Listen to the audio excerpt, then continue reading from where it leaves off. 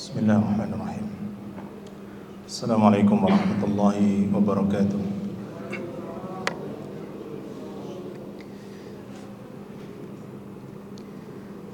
Innal hamdalillah nahmaduhu wa nasta'inuhu wa nastaghfiruh wa na'udzu billahi min shururi anfusina wa sayyiati a'malina. من يهده الله فلا مضل له ومن يضلل فلا هادي له. أشهد أن لا إله إلا الله وحده لا شريك له وأشهد أن محمدا عبده ورسوله. أما بعد أيها المسلمون، Islam adalah kemuliaan. Islam adalah anugerah yang terbesar dari Allah Azza wa Jalla kepada kita. Sekiranya bukan karena nikmat dan karunia Allah, niscaya kita tidak dapat menikmati indahnya Islam ini. Seandainya bukan karena rahmat dari Allah Azza wa Jalla, kita tidak dapat memiliki impian, harapan kelak setelah kita mati. Tetapi dengan Islam, maka kita mendapatkan semua rahmat itu.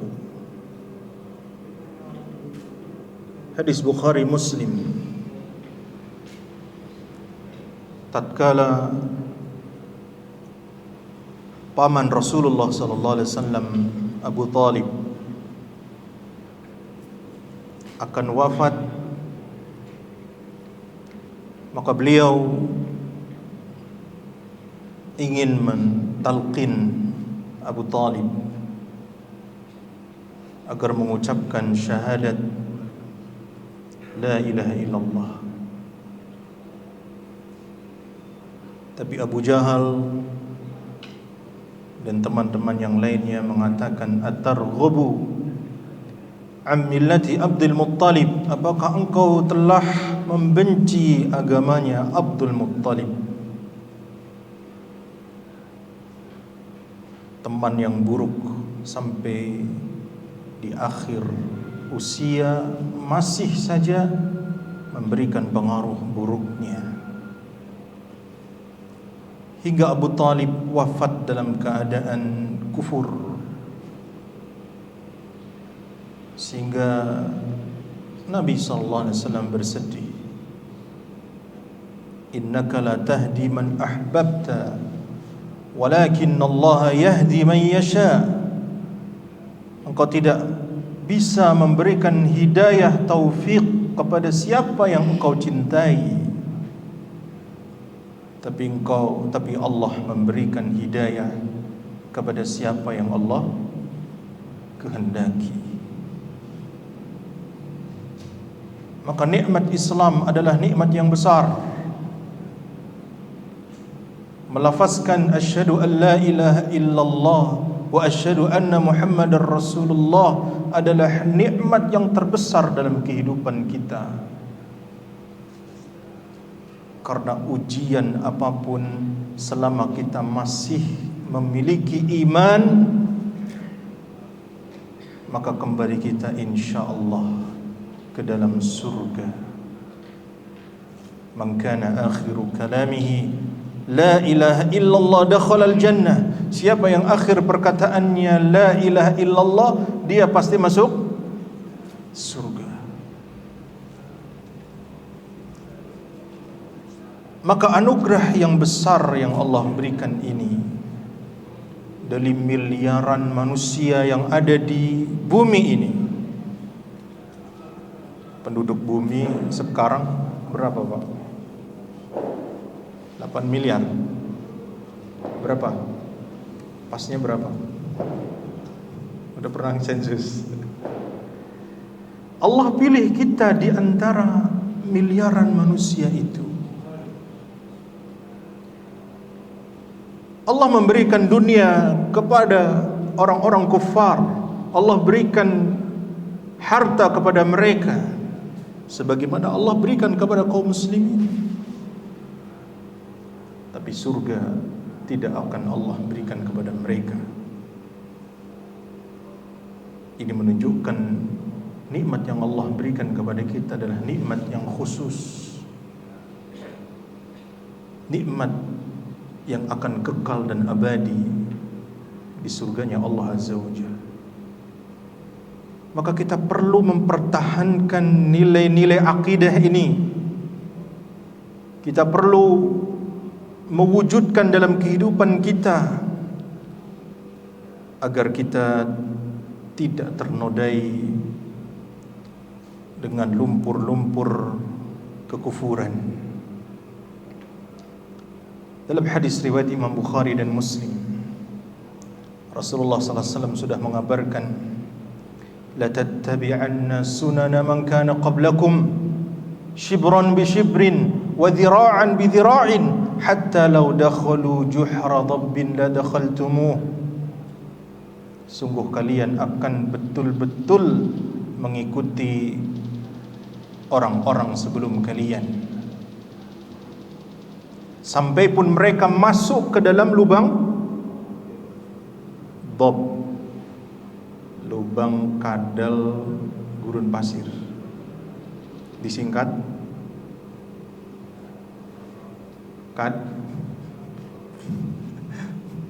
bukan itu ya Pak ya, kadal gurun ya. Sampai pun masuk ke dalam lubang kadal gurun, kalian akan mengikutinya. Para sahabat bertanya, ya Rasulullah, al-Yahud wan Nasara, apakah mereka umat yang diikuti oleh Yahudi dan Nasara? Qala faman, siapa lagi kalau bukan mereka? Ya. Maka perlu kita kembali kepada identitas sekaligus nikmat yang Allah berikan kepada kita, itu iman. Kenapa kita memiliki identitas? Karena kita seorang muslim. Kenapa perlu kita menunjukkan identitas kita? Karena itulah nikmat dari Allah. Agar kita tidak mengikuti sejengkal demi sejengkal ajaran-ajaran mereka, kebiasaan-kebiasaan mereka, ciri-ciri mereka, yang ini dikhawatirkan kita akan sama dengan mereka. Nabi SAW bersabda dalam hadis yang dikeluarkan Imam Abu Dawud dengan sanad yang sahih, man tashabbaha biqaumin fahuwa minhum. Siapa yang menyerupai suatu kaum, maka dia akan serupa dengan mereka, termasuk bagian dari mereka. Karena itulah ma'asyiral muslimin, coba apa sih hikmahnya agar kita tidak ikut-ikutan dengan agama-agama selain Islam? Hikmahnya adalah kesamaan dalam lahiriah akan memunculkan kesamaan dalam batin. Coba Pak, kita lihat seorang anak, kalau pakaiannya itu warna-warni, pakaiannya warna-warni, maka pengaruh nggak dengan tabiat dia? Pengaruh, dia akan ceria. Makanya anak-anak itu kalau melihat yang warna-warni, mainan yang berwarna-warni, ada merah, kuning, biru, putih, senang dia. Jangankan orang, jangankan anak-anak, kita pun kadang begitu. Kalau kita pakai baju olahraga, yang suka sepedaan, yang suka badminton, basket, tenis, pakai baju, mempengaruhi nggak dengan pembawaan kita? Pengaruh, Pak. Antum pakai gamis lari-lari, kurang semangat, ya Pak ya?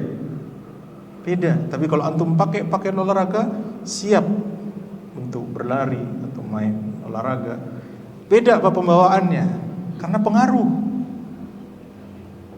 Ya.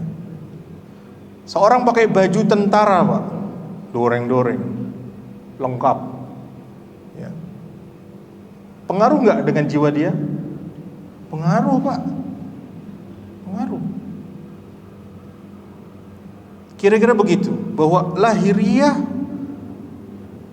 berpengaruh terhadap batin kita. Apa yang nampak mempengaruhi apa yang tidak nampak. Itulah yang diinginkan Rasulullah sallallahu alaihi wasallam. Kalau kita memakai syiar-syiar agama mereka, khawatir itu masuk ke dalam batin kita. Ya. Seandainya seorang muslim memakai kalung salib, kira-kira gimana, Pak? Pengaruh. Jangan katakan, oh iman saya itu tetap, Ustaz. Enggak pengaruh. Pengaruh, Pak. Kalau ada yang memajang pohon Natal,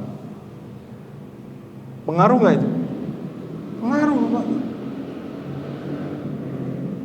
Tapi apa yang kita lihat itu adalah keimanan, simbol-simbol keimanan yang nampak secara lahir itulah mengajak kepada ibadah kepada Allah saja, itu akan mempengaruhi kita.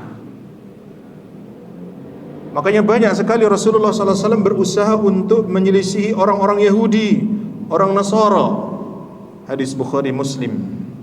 Jadi sahabat Abu Umair bin Anas dari Umumah,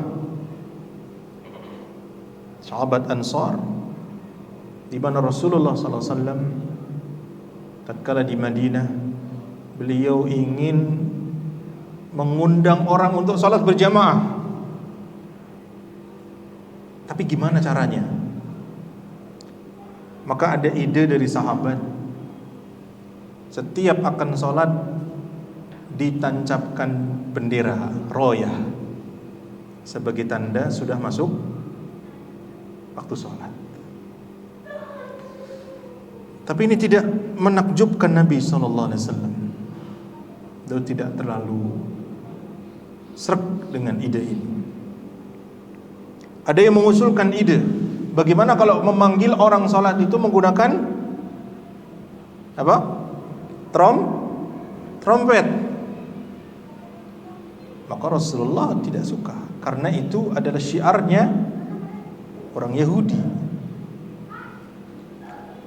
Trompet biar didengar, Pak. Trompet biar didengar. Syiarnya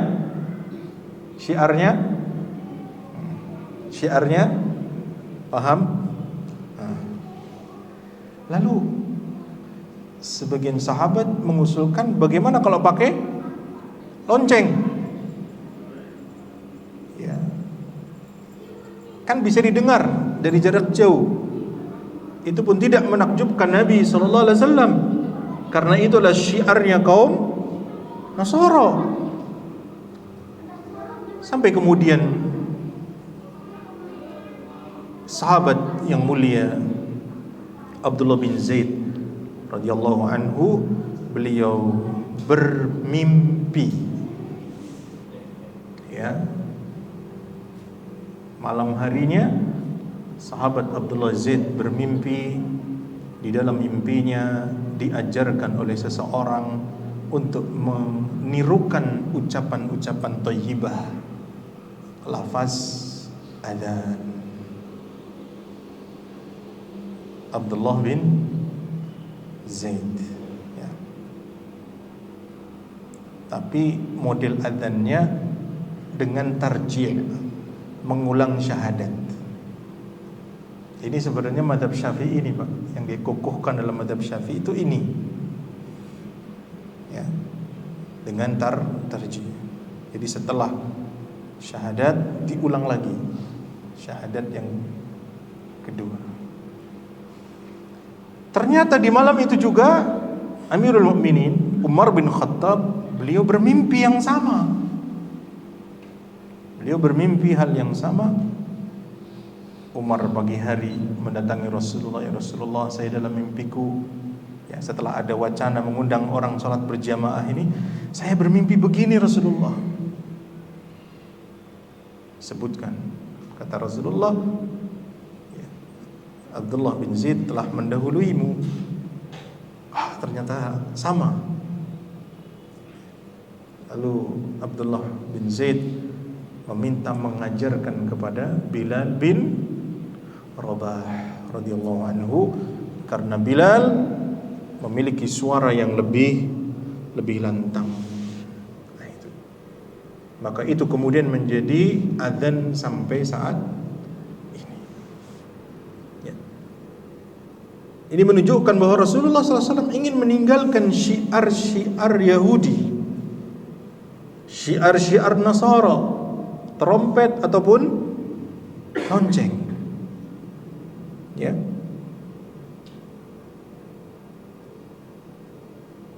Hadis yang lain, Rasulullah SAW menyuruh kaum laki-laki untuk memiliki jenggot. Dari Abu Hurairah radhiyallahu anhu, ya, di mana Rasulullah menyampaikan, innal yahud wan nasara la yusbighun fakhalifuhum. Sesungguhnya orang-orang Yahudi mereka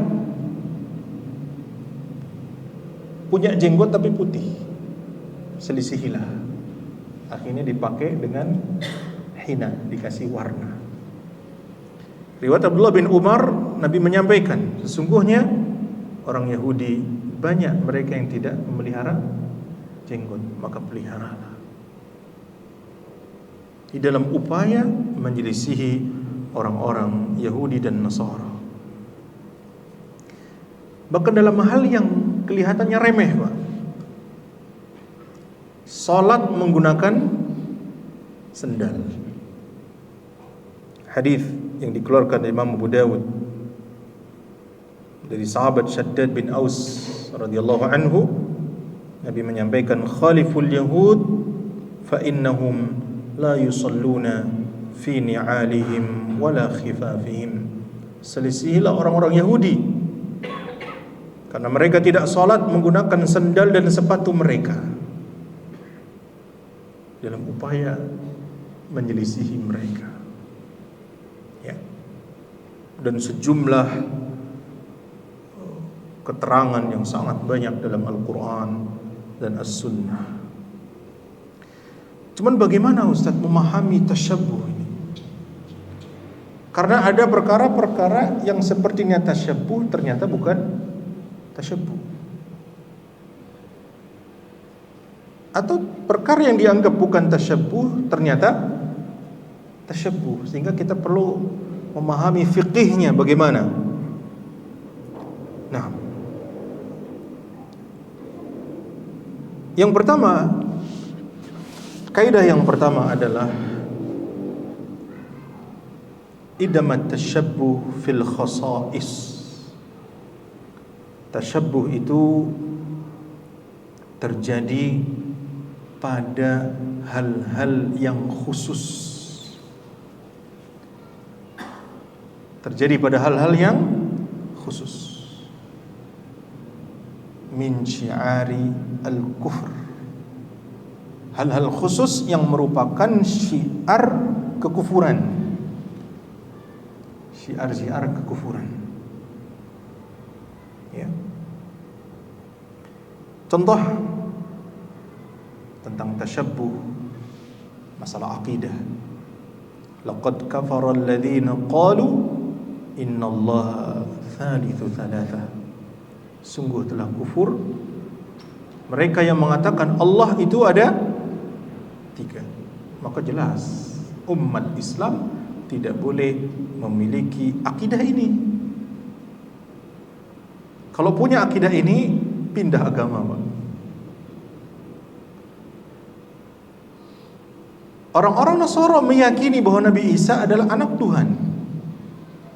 Maryam adalah apa? Ibu. Bukan ibu Tuhan sih. Ibunya Nabi Isa. Dibilangnya apa? Nasara. Intinya itu. Kalau kita punya akidah seperti itu, maka kita pindah agama, Pak. Karena ini masalah pokok akidah. Bahwa tidak ada Tuhan yang berhak diibadahi selain Allah. Konsep ketuhanan, semua yang ada di alam semesta ini semuanya makhluk. Semuanya adalah makhluk ciptaan kecuali Allah Al-Khaliq Al-Wahidul Ahad, satu-satunya yang Maha Esa. Sehingga siapapun makhluk itu tidak berhak mendapatkan ibadah kita. Tidak boleh kita yakini memiliki unsur ketuhanan yang khusus untuk Allah. Baik itu malaikat yang dekat dengan Allah ataupun para nabi.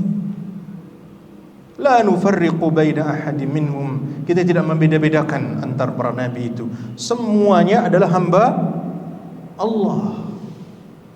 Meskipun Allah berikan wahyu, meskipun Allah pilih, tetapi mereka adalah manusia biasa. Qul innama ana basyarum mithlukum yuha ilai. Katakan aku adalah hamba yang diberikan wahyu.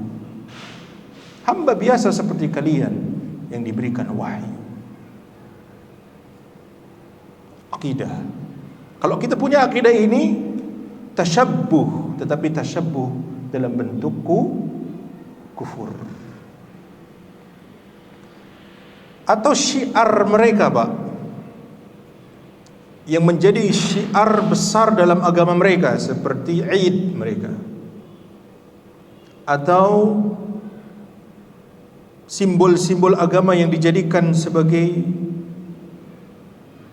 dakwah mereka. Dan itu adalah nampak sekali kalau orang Nasara dengan salib, maka kaum muslimin tidak boleh memajang salib atau dengan kalung salib dan seterusnya. Tapi kan itu hanya kayu, Ustaz. Iya, tetapi itu sudah menjadi syiar dan simbol kekufuran. Ya. Nah, tasyabbuh apabila berkaitan dengan keyakinan, maka jelas, Pak, tidak boleh. Konsekuensinya bisa kufur. Ya. Contoh pemain bola. Ya. Kadang masuk ke lapangan bola dengan gitu ya, Pak ya? Gitu kan? Maka ketika melakukan simbol itu, seorang muslim tidak boleh. Karena itu sudah menjadi syiar bahwa seperti itu adalah apa? Menggambarkan salib. Ya, menggambarkan salib. Atau mengikuti agama mereka, ibadah mereka, itu pun tidak boleh. Dahulu sebab nuzul ayat Qul ya ayyuhal kafirun adalah negosiasi orang-orang musyrikin di Mekah. Ya. Ini Muhammad tidak mau mengikuti agama kita. Kalau begitu kita nego. Ya. Dalam rangka saling menghormati, toleransi, ayolah kita beribadah kepada Tuhanmu Allah saja 1 tahun. Kalian agama baru ikut kita 1 tahun. Rasulullah tidak mau. Dinego lagi, Pak. Kita beribadah kepada Tuhanmu 1 tahun, kamu 1 bulan. Tidak mau. 1 pekan, tidak mau. 1 hari kalian beribadah kepada ibadah kita. Ikut, ayo ikut. Tetap tidak mau. Turun ayat, Qul ya ayyuhal kafirun la a'budu ma ta'budun wala antum 'abiduna ma a'bud wala ana 'abidun ma 'abadtum wala antum 'abiduna ma a'bud lakum dinukum waliyadin. Bagimu agamamu, bagiku agamaku. Yakni toleransi yang sesungguhnya adalah kamu punya keyakinan seperti itu, punya model ibadah seperti itu, kita tidak ikut-ikutan. Kalau kita masih bisa hidup berdampingan, kita berdampingan secara damai. Tapi jangan kalian minta kita ikut ke dalamnya, sebagaimana kalian pun kita tarik dengan paksa mengikuti agama kita. La ikraha fiddin. Seperti itu. Ya. Contoh syiar orang Yahudi sekarang, Pak, adalah di mana mereka beribadah dengan model style gaya yang seperti itu. Antum tahu model-model Yahudi dengan rambut yang menjulur, dengan kopiah yang kecil, atau dengan topi model topi Yahudi yang hitam, yang gede. Maka jangan kita pakai. Karena itu adalah syiar agama mereka. Syiar agama mereka. Ya. Nah, termasuk juga mengikuti hari Id mereka. Hadis Bukhari Muslim, ada seorang sahabat yang ingin memenuhi nazarnya menyembelih unta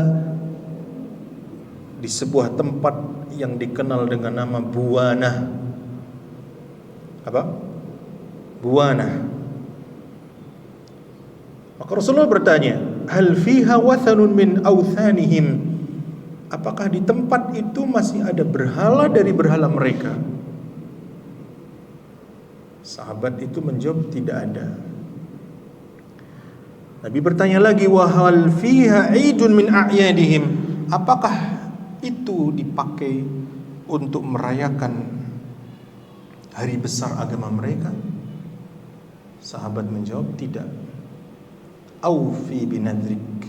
Kemudian Nabi bersabda, penuhilah nadarmu di tempat itu.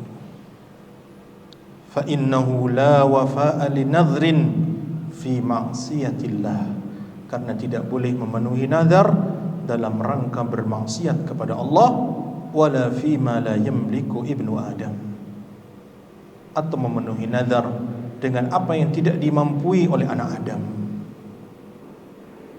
Sekedar menyembelihnya syar'i untuk Allah, tetapi di tempat yang dipakai peribadahan mereka, itu saja tidak boleh. Bekas dipakai orang-orang musyrikin tidak boleh, apalagi ikut merayakan. Ya. Nah, kemudian termasuk juga hal-hal yang menjadi syiar kefasikan, dosa yang dilakukan dengan terang-terangan. Ya. Contoh sekarang banyak maksiat yang dilakukan terang-terangan, seperti simbol apa Pak? LGBT. Simbolnya pelangi. Sejak mereka ini pelangi jadi nggak indah Pak ya. Maka kita jangan mensyiarkan itu, ya. Kecuali pelangi dilihat bukan simbol mereka. Ini memang betul-betul gambar pelangi, tidak seperti propaganda mereka, ya. Karena ini sudah menjadi syiar kefasikan. Antum beli baju, ada gambar orang tua jenggotnya panjang. Antum tahu maksud saya? Itu biasa ditempel di botol miras. Diambil gambarnya, taruh di jaket, taruh di baju. Antum jangan pakai, antum jangan beli, ya. Karena ini mendakwahkan kefasikan. Karena itu sudah menjadi simbol miras. Sudah menjadi simbol miras. Apakah sampai kekufuran? Tidak. Hukumnya haram. Jadi tasyabbuh ada yang hukumnya bisa kufur karena sudah masuk ranah akidah. Ada kalanya haram, ada kalanya nanti makruh. Makruh itu bagaimana? Seperti tasyabbuh dengan hewan. Itu Rasulullah sallallahu alaihi wasallam melarang kita minum seperti minumnya unta. Ya. Minumlah dengan 3 kali nafas. Minum, nafas. Karena unta kalau minum sekali sedot, Pak. Sampai dia kenyang baru selesai. Dalam rangka upaya tidak mengikuti kebiasaan buruk hewan.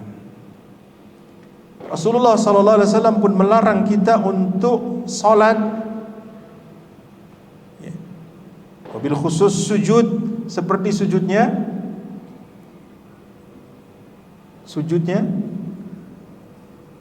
ayam, mematok, tek langsung. Ini dilarang oleh Nabi SAW. Harus tumanina. Duduk iqa dilarang oleh Nabi. Kenapa? Karena model duduk iqa itu mirip dengan anjing. Ya. Memang ada perselisihan di kalangan ulama tentang model iqa yang dilarang oleh Nabi, tapi kebanyakan ulama memodelkan seperti itu. Ada yang mau ngasih contoh model iqa? Antum coba duduk sini. Contoh saja. Antum di sini di tengah. Enggak apa-apa, duduk. Biar kita tahu duduk iqa. Duduk sebagian ulama berpendapat iqa seperti ini, tapi tidak, bukan yang ini. Duduk seperti tasyahud. Kakinya disiniin. Satunya kesanaan. Nah, ini dilarang di dalam sholat. Duduk iqa. Atau ketika sujud kita menghamparkan tangan kita, imbisatul kalbi, seperti anjing yang sedang merungkuk. Ala sabil misal, contoh saja. Jadi ini hukumnya nggak makruh ya Pak ya, karena memberi ilmu. Coba antum, ya, tangannya sujud, nah seperti itu dilarang. Rasulullah SAW melarang tidur dengan tertelungkup. Antum mau tidur lama, ya udah mapan, telungkup terus, itu dilarang oleh Nabi. Ya, Nabi tidak suka itu karena itu adalah seperti azabnya penghuni jahanam. Jadi tarik dengan tertelungkup. Maka hukumnya makruh. Ya. Nah, jadi ada tasyabbuh yang kufur, ada yang haram, ada yang makruh. Kemudian tasyabbuh apabila berkaitan dengan adat, tidak ada kaitannya dengan akidah, Pak.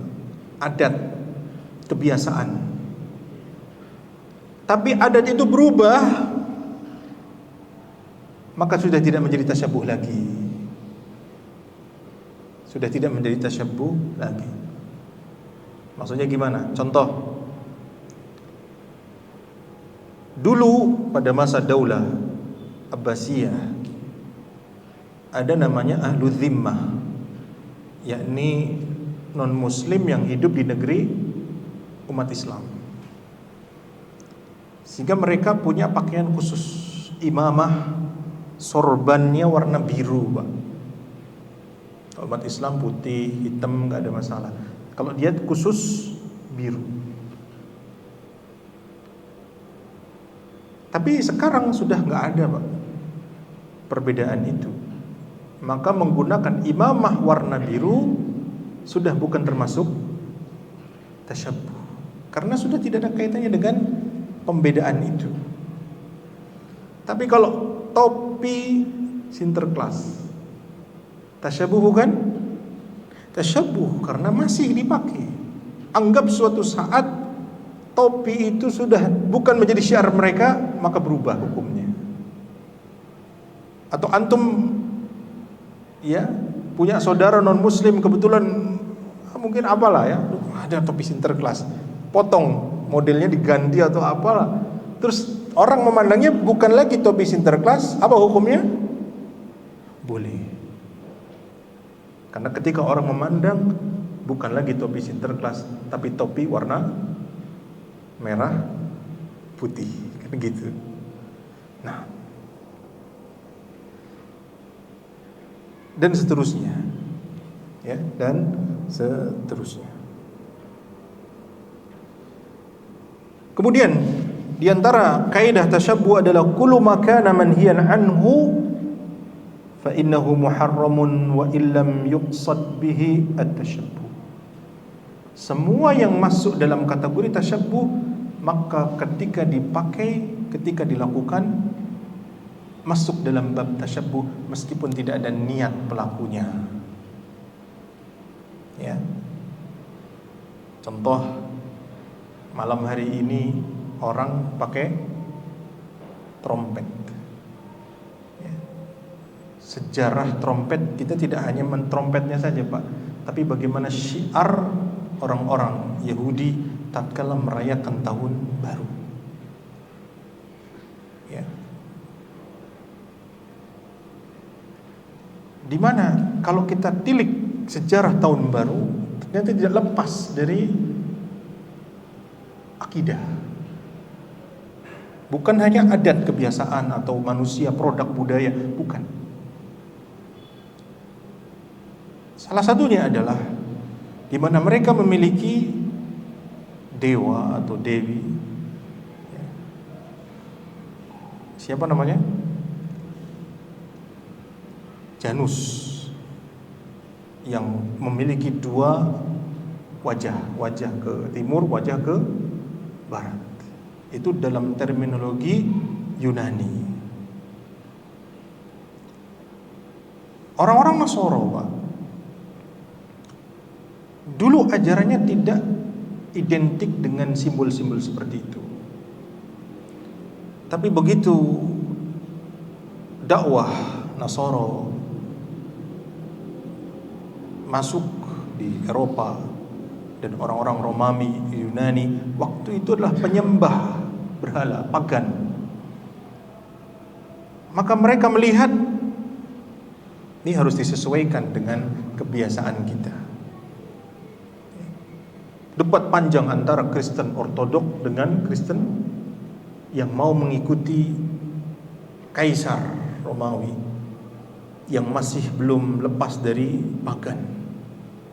Ya, makanya orang-orang Romawi itu nggak lepas, Pak. Dari situlah kemudian muncul ide untuk menggambarkan Yesus dalam bentuk patung. Yesus itu rambutnya pirang, wajahnya wajah seperti itu, matanya biru. Ya. Ini lebih identik dengan orang-orang Romawi daripada orang Palestina. Lebih identik dengan orang Palestina. Kemudian dengan adanya kaitan dengan pohon Natal, salju dan sebagainya. Nabi Isa sendiri hidup di Palestina, di Bethlehem. Ya, di Bethlehem di Palestina, dan tidak ada kaitannya dengan rusa, dengan apa? Pohon cemara, tidak ada kaitannya dengan itu, Pak. Ya, karena di Palestina tidak ada iklim seperti di Eropa. Itu adalah sesuatu yang dimasukkan dalam ajaran Nasara.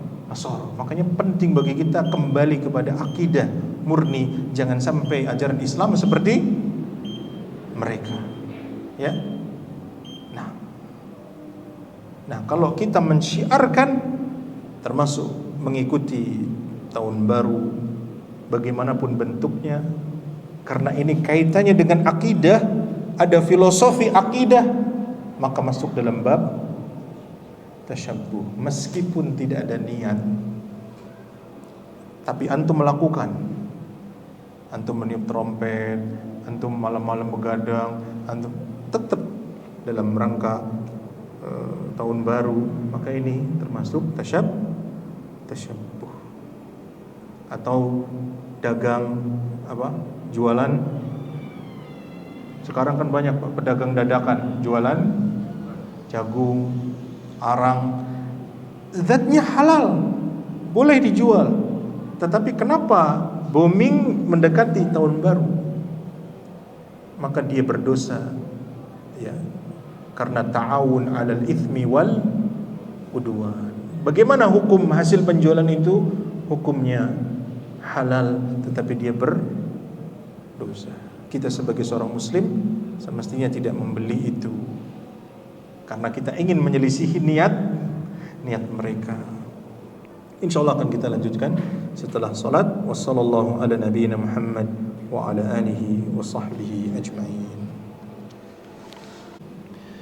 Alhamdulillah, wassallallahu ala nabiyyina Muhammadin wa ala alihi wa sahbihi ajma'in. Rabbi shrah li sadri wa yassir li amri wahlul 'uqdatam min lisani yafqahu qawli, amma ba'du. Ayuhal ikhwah, tadi kita sudah membahas tentang tasyabbuh, menyerupai pemeluk agama lain, menyerupai kebiasaan buruk dari orang-orang fasik, atau dengan hewan dan seterusnya. Dan kita sudah bahas konsekuensi hukum dari masing-masing tasyabbuh tadi. Dan kita sudah pahami bahwa tasyabbuh terjadi pada kekhususan dan syiar agama,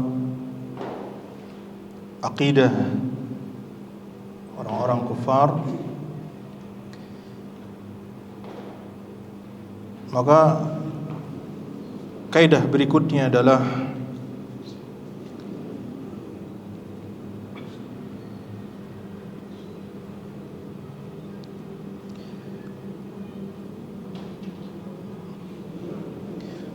kullu mukhalafatil kufar al-maqsuda bidhatiha fa innahu la yataghayyaru fiha al-hukm. Semua upaya untuk menyelisihi orang-orang kafir yang dimaksudkan secara zatnya, maka tidak berubah hukum. Yakni apabila ada hal di dalam syariat yang sudah ditetapkan dalam Al-Quran atau Sunnah, tujuannya adalah untuk menyelisihi, maka tatkala mereka mengikuti kita, hukumnya tetap berlaku, Pak, tidak hilang. Seperti Rasulullah SAW menyuruh kita menyelisih orang-orang Yahudi, Nasara dengan memanjangkan jenggot. Seandainya orang Nasara, Yahudi, mereka berjenggot, bukan berarti kemudian berubah hukumnya, ya, karena ini sudah ditetapkan. Sebagaimana kalau seandainya orang-orang Yahudi mereka sholat puasa, maka bukan berarti kita tatkala puasa salat tasyabbuh dengan mereka, itu tidak. Ya. Kalau kita salat menggunakan sendal misalkan di rumah dalam upaya menyelisih Yahudi Nasara, tatkala mereka pun ibadahnya seperti itu, bukan berarti kita tasyabbuh tatkala melakukan hal yang sama, karena sudah ditetapkan secara syariat. Ini perlu kita pahami. Kemudian kullu mukhalafatil kuffaril maqsudah bighairiha fa innahu qad yataghayyar fiha al-hukm. Setiap upaya menyelisih orang kafir yang dimaksudkan untuk selainnya, maka hukumnya bisa berubah sesuai dengan kondisi zaman dan tempat. Seperti imamah pada masa Daulah Abbasiyah dulu berwarna biru untuk kaum ahlu dhimmah, non muslim, sekarang sudah berubah. Tidak ada benak kita memahami kalau imamahnya, sorbannya biru, non muslim, tidak ada. Maka sekarang silahkan pakai sorban warna biru. Ya. Misal sebuah produk budaya identik dengan agama tertentu tapi kemudian berubah, dipakai juga kaum muslimin dan tidak ada terbetik itu adalah syiar mereka, maka berubah selama bukan inti dari akidah mereka. Ya. Misalkan apa? Kenapa? Baju koko. Misalkan dulu dari Mongol. Terus di sini malah jadi baju takwa, maka tidak tasyabbuh kita memakai itu. Ya. Nah, kemudian di antara tasyabbuh jadi jenis yang kedua yang haram adalah tasyabbuh dengan lawan jenis. Laki-laki menyerupai perempuan, perempuan menyerupai laki-laki dalam hal yang khusus. Dalam hal yang khusus. Misalkan perempuan biasa ber-make up ya, dengan dandanan yang seperti itu, kemudian laki-laki seperti itu, maka masuk dalam bab tasyabbuh. Perempuan memakai daster, laki-laki memakai daster, itu hukumnya haram, Pak. Meskipun untuk senang-senang saja, guyonan saja, tapi itu hukumnya terlarang.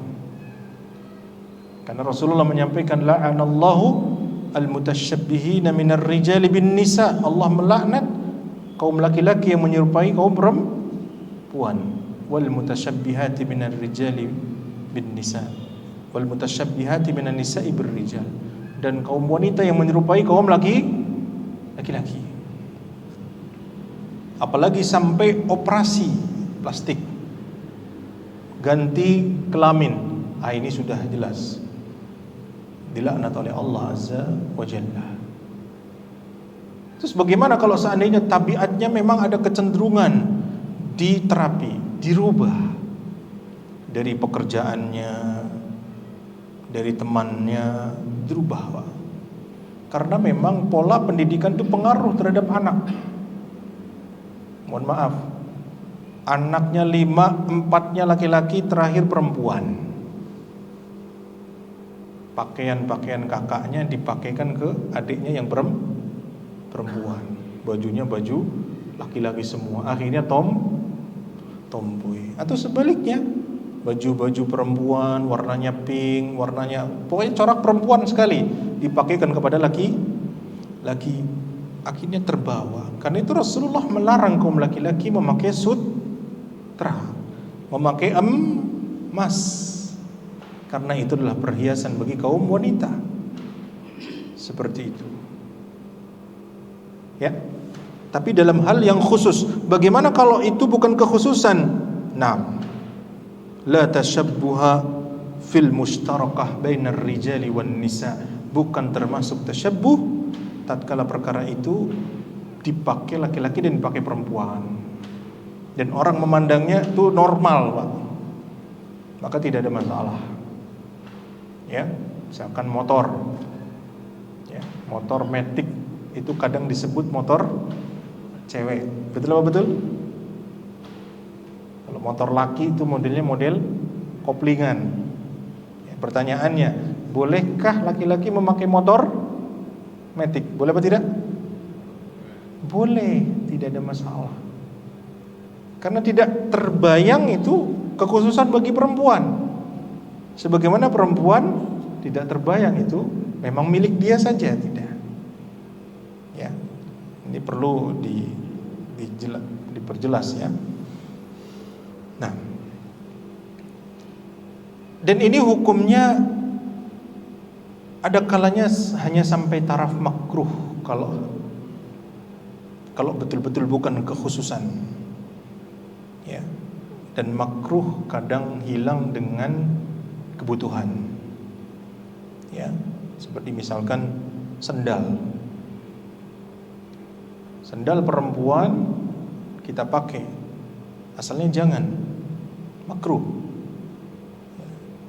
Tapi kalau saat itu butuh, misalkan cuma ngambil apa, dipakai sebentar, maka itu tidak makruh. Karena ada kebutuhan. Karena itu Rasulullah SAW membolehkan seorang sahabat yang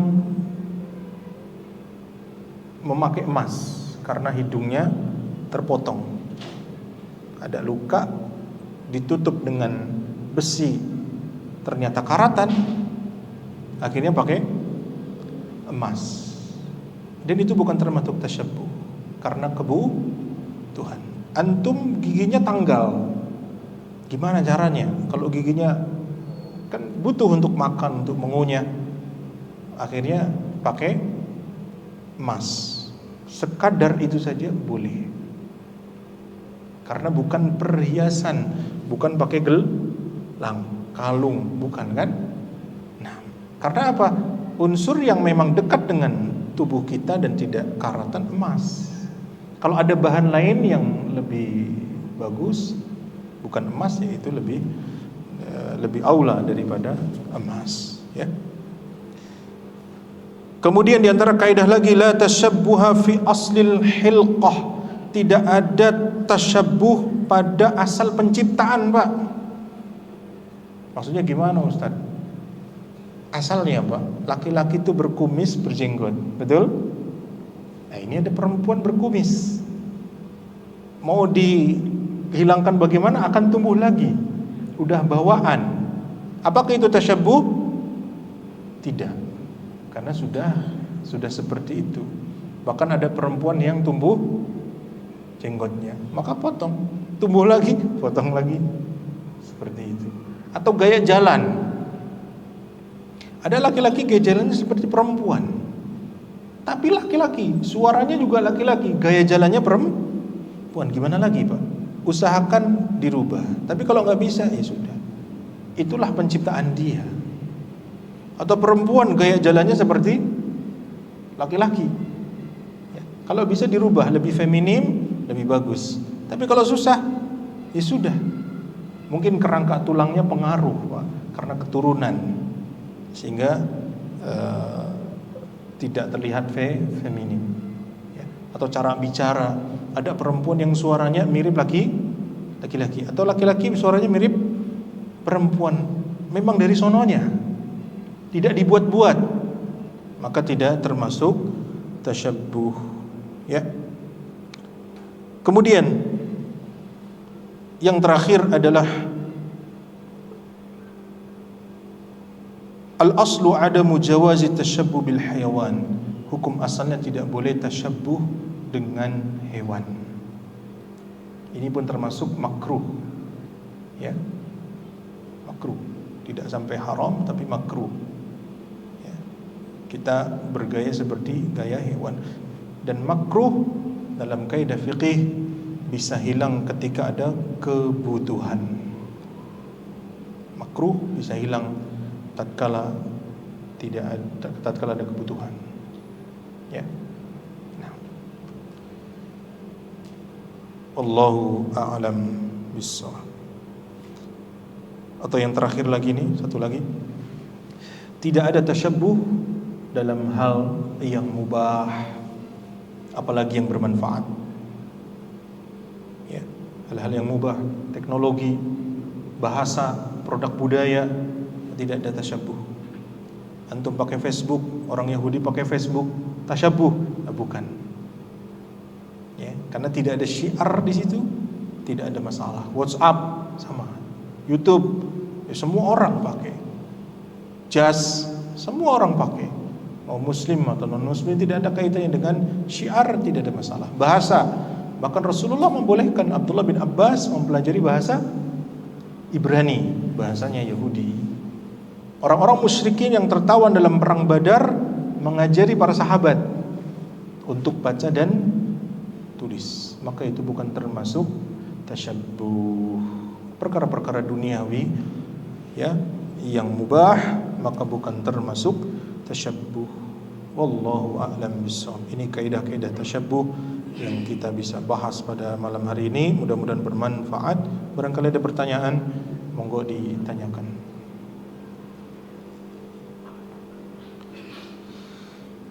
Monggo Pak Indra, Pak Ruby, monggo. Jemaah.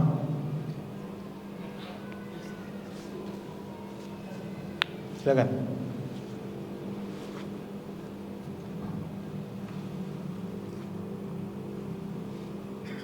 Assalamualaikum. Waalaikumsalam warahmatullahi wabarakatuh. Satu-satu saja. Nah. Satu nanti satu lagi. Saya jawab dulu biar nggak lupa. Yang pertama, ada pendapat dari sendiri yang menetapkan itulah antaranya dia yang tadi itu hukumnya gini. Contohnya seperti binatang yang bernyawa atau batu binatang yang bernyawa atau manusia ditaruh dipajang Dipajang. kita. Dia bertanya kalau dia berapa barang akan kalau saya ada dia lebih lagi. Contohnya gambar kita di hidup ini kan manusia juga kita juga. Nah, Kalau dulu ya buang aja kepalanya kan nyawa, dan buang kepala itu tidak apa-apa.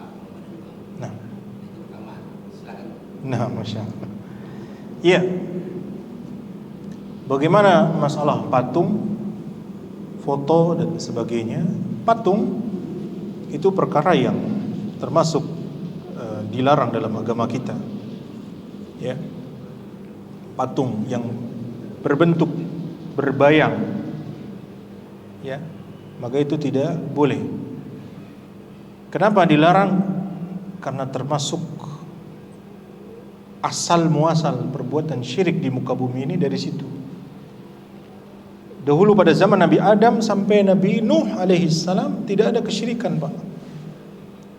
Kapan awal mula terjadi syirik? Pada zamannya Nabi Nuh alaihi salam, di mana ada beberapa tokoh berpengaruh berjasa.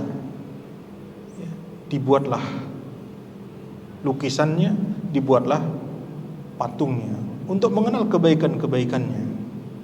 Namanya Wad, Suwa, Yaghuth, Ya'uq, Nasr. 5 orang ini, Pak, tokoh. Dibuatlah patungnya.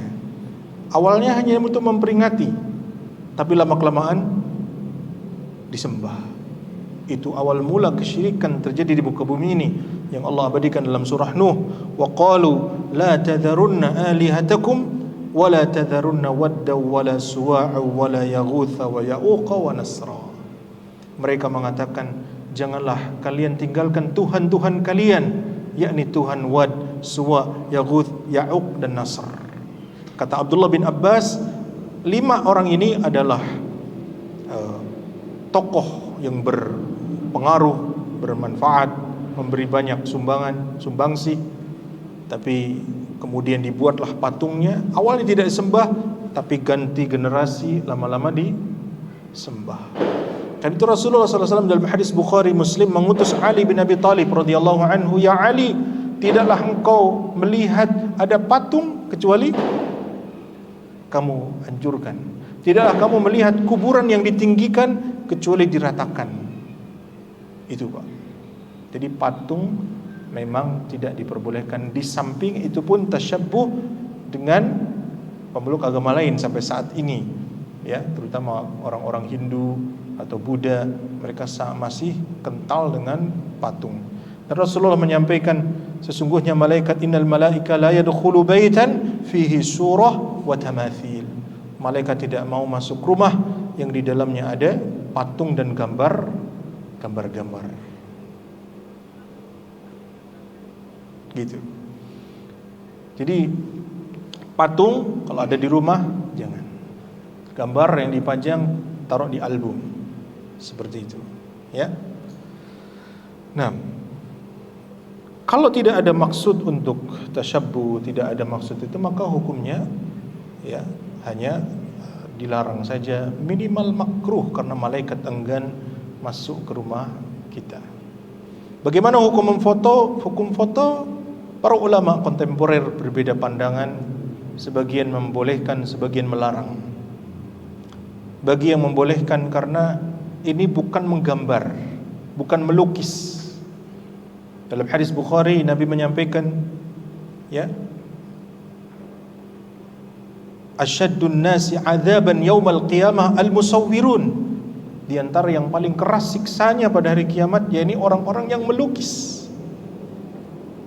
Yuqalu lahum, dikatakan kepada mereka, ahyu ma khalaqtum, beri, hidupkan apa yang kalian ciptakan.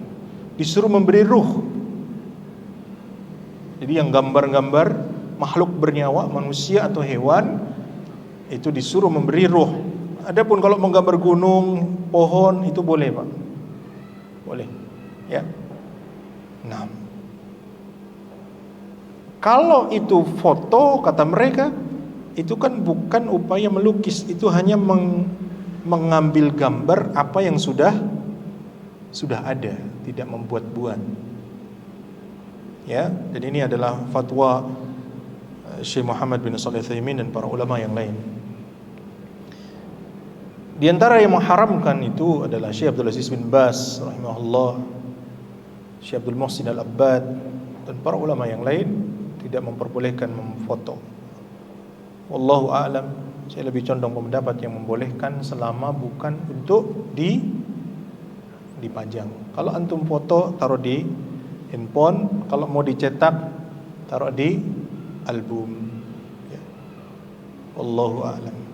Itu. Jadi kalau dipajang Pak, nggak boleh. Dipajang. Konsekuensinya malaikat tidak masuk rumah Bapak. Kalau malaikat tidak masuk rumah, gimana? Siapa yang masuk? Setan. Ini sesuatu yang termasuk ajaran Islam yang sudah mulai asing. Umat Islam sendiri sudah mulai asing, ya. Kecuali hal-hal yang sangat sulit dihindari Pak.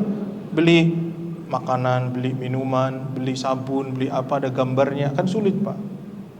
Ya, maka la yukallifullahu nafsan illa wus'aha. Fattaqullaha mastata'tum. Wallahu a'lam.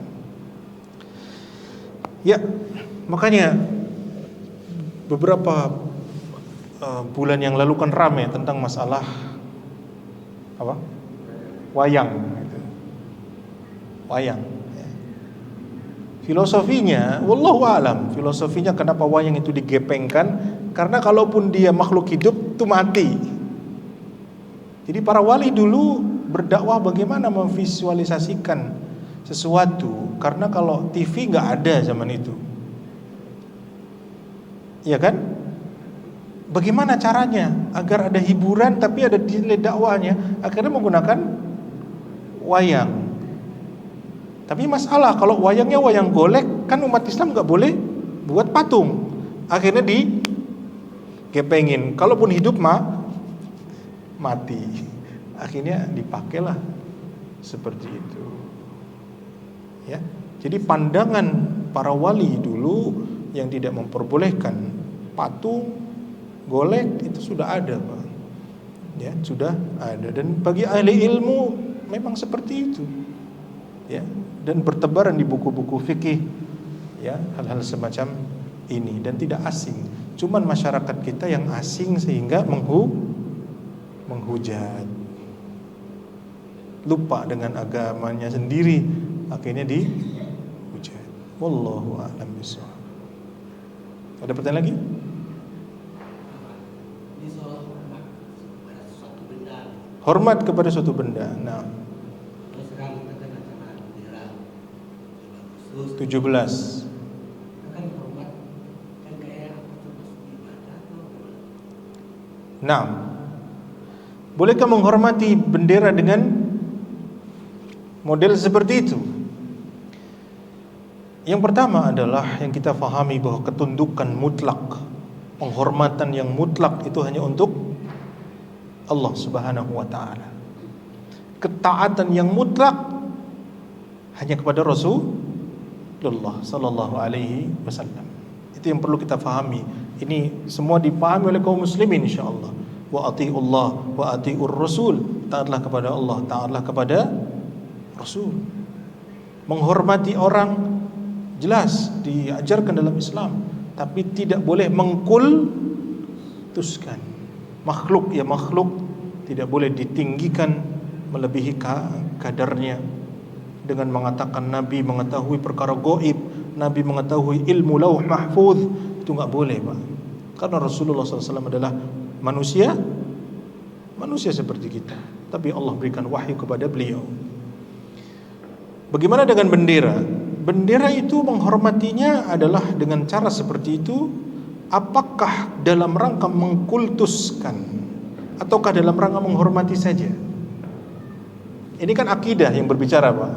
Kayak kita menghormati seorang kiai, orang berilmu, boleh.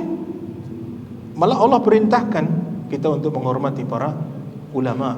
Bahkan Abdullah bin Abbas radhiyallahu anhu pernah Zaid bin Thabit menaiki onta, lalu Abdullah bin Abbas mengambil tali kekang ontanya, dipegang, dituntun. Maka Zaid bin Thabit merasa nggak enak karena Abdullah bin Abbas mengatakan tidak mengapa. Demikianlah kami diperintahkan untuk menghormati ulama kami, menghormati ulama, mencium tangan ulama tidak ada masalah, tapi jangan punya keyakinan berkah. Kalau saya cium tangannya ustadz, rezeki lancar. Kalau saya cium tangannya kiai, ya hajat saya terpenuhi. Ini kan sudah berlebihan, gulu. Ya, menghormati boleh, tapi jangan gulu. Dari situlah masalah. Menghormati bendera tidak ada masalah kalau hanya menghormati. Apa dalilnya? Di antara dalilnya adalah Rasulullah SAW mengabarkan tentang sahabat yang dalam perang Mu'tah di tahun 8 Hijriah, di mana ada 200.000 pasukan akan menyerang kota Madinah. Wah, kalau 200.000 menyerang Madinah, dikepung habis, Pak, Madinah. Maka Rasulullah mengirim pasukan, cuma adanya 3.000, Pak. Pasukannya Khalid bin Walid. Tapi pertama kali bukan Khalid bin Walid, ya. Yang memegang pertama kali adalah siapa? Ja'far, Abdullah bin Rawaha. Siapa lagi? Satu lagi? Ada 3 sahabat. Zaid bin Harithah. Ya. Kata Rasulullah SAW, tatkala pasukan sudah diutus, ya, akhadha rayah Zaid fa usiba, yang mengambil tongkat bendera komando adalah Zaid, lalu dia gugur. Fa akhadahu Ja'far, lalu diambil oleh Ja'far, fa usiba, lalu dia gugur. Fa akhadha Abdullah bin Rawahah, lalu diambil bendera komando itu oleh Abdullah bin Rawahah, dia pun gugur. fa akhadhaha sayfun min suyufillah fa fattahallahu alaihim. Lalu diambil oleh pedang dari pedang Allah, lalu Allah memenangkan kaum muslimin. Siapa pedang ini? Khalid bin Walid. Dengan kecerdikannya, pasukan kanan ditaruh di kiri, pasukan kiri taruh di kanan, pasukan belakang taruh di depan, sehingga musuh kaget, kok orangnya baru-baru ini. Down mentalnya, kalah, kabur. Itu kecerdasan Khalid. Jadi perang itu bukan hanya senjata, tapi mental. Ya. Salah satu kisah tentang wafatnya Ja'far adalah beliau tatkala memegang bendera itu, bendera komando Rasulullah, maka beliau pegang dengan tangan kanan, tangan kanannya ditebas, pegang dengan tangan kiri ini ditebas. Udah nggak punya tangan, pakai leher, Pak. Lehernya pun tertebas. Maka Rasulullah mengabarkan, wallahi sesungguhnya aku melihat Ja'far, Allah berikan sayap di surga, dia terbang kemanapun dia mau. Apakah Ja'far mengkultuskan bendera? Tidak. Tapi ada filosofi sejarah, ada amanah untuk menjaga itu, sehingga dipertaruhkan betul, karena itulah komando. Sebagaimana bendera merah putih bukan mengkultuskan, tapi ada filosofi sejarah perjuangan para pendiri bangsa ini yang telah mengorbankan ya harta mereka, darah mereka untuk kemerdekaan, maka tidak ada masalah, asalkan tidak gulu berlebihan. Cukup ya? Saya rasa cukup. Mohon maaf atas segala kekurangan. Yang benar datang dari Allah Subhanahu wa taala, yang salah datang dari syaitan. Subhanaka bihamdika asyhadu an la ilaha illa anta astaghfiruka wa atubu ilaik. Wassalamualaikum warahmatullahi wabarakatuh.